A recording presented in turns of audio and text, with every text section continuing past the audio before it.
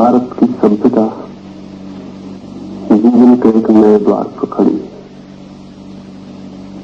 सैकड़ों वर्षों के अंधकार, गुलामी और दीनता के बाद फिर से एक पुनरुज्जीवन का क्षण आया है। इस नए निर्माण में अकेले पुरुष का ही हाथ नहीं होगा, नारी का भी हाथ होगा। और ये सहयोग आश्चर्यजनक मालूम होता है, लेकिन सत्य है कि अब तक इस देश के निर्माण में नारी का कोई हाथ नहीं रहा। नारी गुलाम थी, दास थी, अनुचर थी, सेविका थी, लेकिन सहयोगी और सहस्रष्टा नहीं थी। इसके दुष्परिणाम हुए। एक सभ्यता बनी जो अकेले पुरुष की सभ्यता थी। कठोर पुरुष, हिंसा और क्रोध और युद्ध से भरी। नारी का कोमल अनुदान उस सभ्यता को नहीं मिला। वो संस्कृति वैसी ही अधूरी थी जैसे कोई देश हो जहाँ सिर्फ पुरुषों और स्त्रियां न हो। वो देश जैसा रसहीन, सौंदर्यहीन, संगीतहीन और प्रेम शून्य होगा, वैसी ही ये संस्कृति निर्मित हुई। आने वाले भविष्य में कोई सम्यक और पूर्ण संस्कृति और सभ्यता को जन्म देना हो तो नारी का अत्यंत सहयोग और मूल्यवान स्थान उस निर्माण में होना जरूरी है। एक ऐसा देश निर्मित करना है जो अभय को उपलब्ध हो, प्रेम को उपलब्ध हो, स्वतंत्रता को, प्रकाश को, आनंद को। इस निर्माण के लिए कुछ सूत्रों पर विचार करना उपयोगी है। 3 सूत्रों पर विशेष रूप से। नारी अब तक मनुष्य से, पुरुष से पीछे थी, अनुचर थी, गुलाम थी। उसे कोई समान स्थान न था। स्वभावतः गुलाम संस्कृतियों के निर्माण नहीं करते हैं। संस्कृति के निर्माण के लिए स्वतंत्र चेता व्यक्ति चाहिए। नारी स्वतंत्र चेता व्यक्ति अब तक नहीं थी। फर्क आया है, परिवर्तन हुआ है। नारी ने मांग की है समानता की, लेकिन समानता की मांग के पीछे खतरा भी है। कहीं समान होने की दौड़ में वो पुरुष जैसे होने की प्रवृत्ति में न पड़ जाए, जैसा कि सारी दुनिया में हो भी रहा है। नारी अगर पुरुष जैसी होने की कोशिश में पड़ेगी तो फिर अनुचर रह जाएगी, फिर छाया रह जाएगी। फिर भी उसे व्यक्तित्व उपलब्ध नहीं होगा, उसे निजता और आत्मा उपलब्ध नहीं होगी।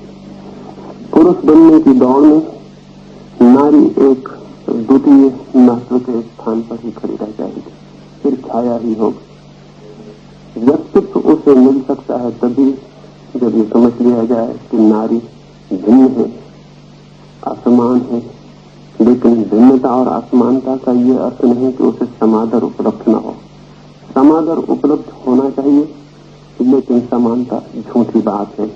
स्त्री और पुरुष समान बिल्कुल भी नहीं है, और यही उनका आकर्षण भी है, यही उनका बल भी है। स्त्री उतनी ही कांक्षा के योग्य है, उतनी ही जीवन को रस से भरने वाली जितनी भिन्न है। उसकी भिन्नता में ही, उसके भिन्नता के विकास में ही न केवल उसका जीवन चरितार्थ होगा, बल्कि आने वाली संस्कृति भी सम्यक और पूर्ण हो सकती। तो पहला सूत्र ध्यान में रखने के लिए है, और वो ये कि स्त्री को हम उसकी भिन्नता में विकसित होने दें, पुरुष के समान बनाने की चेष्टा न करें। अन्यथा एक भूल पीछे हुई थी कि वो गुलाम थी, और अब दूसरी भूल होगी कि वो केवल पुरुष की झूठी छाया, एक मिथ्या पुरुष बन के रह जाएगी। अब तक ऐसा ही हुआ कि जब भी नारी पुरुष जैसी होती है हम प्रशंसा करते हैं। रानी झांसी की प्रशंसा करते हैं, जोन ऑफ आर्क की प्रशंसा करते हैं, कहते हैं खूब लड़ी मर्दानी। लेकिन मर्दाना होना, पुरुष जैसा होना नारी के लिए सम्माननीय योग्य नहीं है।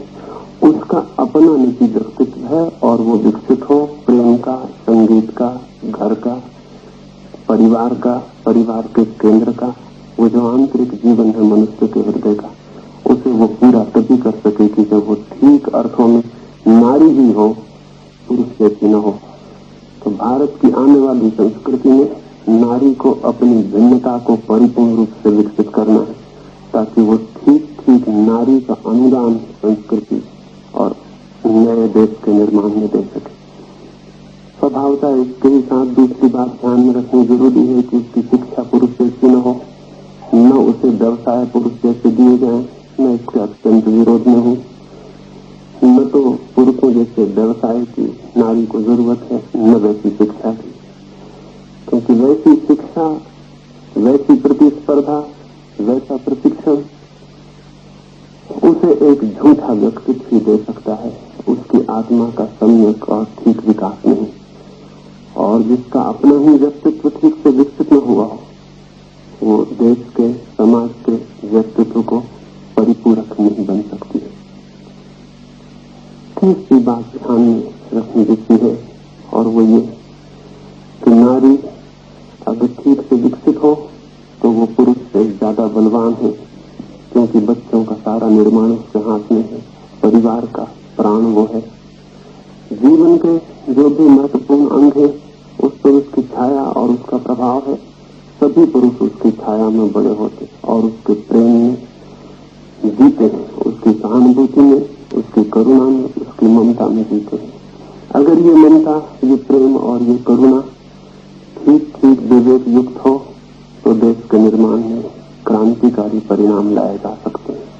देश के निर्माण का अंतिम अर्थ व्यक्तियों का ही निर्माण होता है, और व्यक्तियों के निर्माण का केंद्रीय तत्व माँ है, पत्नी है, बहन है, वो जो नारी घेरे हुए पुरुष को चारों ओर से।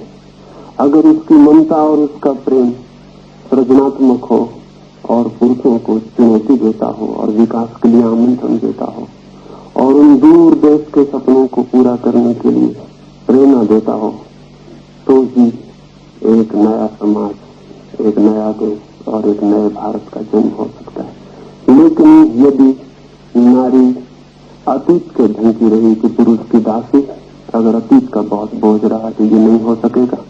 और यदि नारी पश्चिम के ढंगी हुई कि पुरुष के समकक्ष और समान खड़े होने की चेष्टा में रत, तो भी ये विकास नहीं हो सकेगा।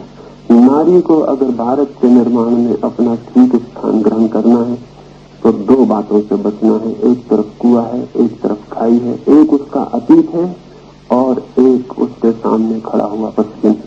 अगर अतीत के बोझ से नारी बचे और पश्चिम के प्रभाव से, तो ही भारत के सम्यक निर्माण में उसका महत्वपूर्ण योगदान उपलब्ध हो सकता है। बहुत कुछ उसके हाथ में है, बहुत क्षमता, बहुत शक्ति, लेकिन उस सारी शक्ति और क्षमता का जब तक उसके ही अनुकूल, उसके ही आत्मा के अनुकूल विकास न हो, तब तक देश के लिए उससे कुछ भी उपलब्ध नहीं हो सकता।